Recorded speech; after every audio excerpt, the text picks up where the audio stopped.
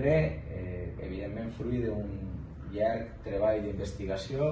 Vull agrair especialment a la regidoria de Tradicions, a la regidoria de Normalització Lingüística, Cultura, a l'Arxiu Municipal, així també a Manuel, i intentar, com dic, seguir en aquesta frase tan magnífica que tantes vegades hem escoltat quan ens hem format en l'àmbit universitari, en l'institut, allò de que història magistra vitae, no? La història és mestra de la vida. Jo estic convençut que conèixer millor la nostra història, els nostres orígens, el perquè que som el que som, ens pot ajudar a estimar més el que tenim i especialment a dependre per a no cometre alguns errors.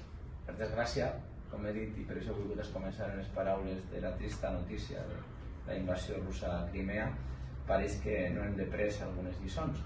Però nosaltres no anem a rendir-nos en que puguem dependre lliçons i puguem reflexionar entre tots. Bé, per últim, voldria dir que este llibre és el primer que editem des del nou instrument que està a l'abast de tots els vilarealencs i vilarealenques, que no hem presentat oficialment perquè volem que el contingut del mateix siga fruit del consens polític de tots els partits de la ciutat, el nou Institut d'Estudis Vilarealencs. El regne de València, el regne medieval, el regne de Jaume I. Què passa quan se fa aquesta conquesta? Bueno, pues que una gran part dels musulmans que viuen ací fugen o són expulsats.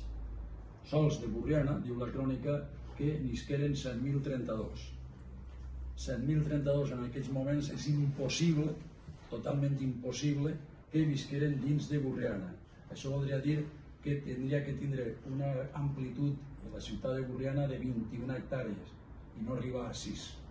Per tant, què vol dir això? Vol dir que tots els habitants del voltant, de les alqueries, de tot el que és la planura, entraren dins de Borriana per a evitar els saquejos i les matances que es feien els cristians quan estaven cercant la ciutat, i per tant, quan se rendís la ciutat, els expulsen i ixen tots. Vol dir això que queda la plana buida, pràcticament queda buida. Per tant, des d'aquesta situació, òbviament, tenim ahí que una plana buida, però que s'ha de repoblar. I com se repobla? En els moments en què se funda la ciutat de Vila-real, tenim ahí que encara s'estava repoblant el sud d'Aragó, el que és el Baix Aragó, la província de Terol, més o menys, i la Baixa Catalunya, el que és Tarragona. Per tant, i Mallorca encara s'estava repoblant, per tant, no podien portar elements d'ahir perquè no despoblaven. O sigui que així es comencen a vindre al Regne de València una quantitat de persones o de famílies, o com vostès vulguin dir-li, sempre des del nord, és a dir, Lleida, fonamentalment, i Osca. Per tant, això és la primera cosa que tenim. Bé, què passa? Es comencen a vindre persones, es comencen a vindre famílies, però venen en una quantitat insuficient, molt poca. És a dir, en 1270, i recorden que Vila-real es comença a fundar-se en el 72, 2 anys després, en l'any 70, Jaume I se queixa de que la repoblació de València, del regne de València, és molt xicoteta, ha fracassat.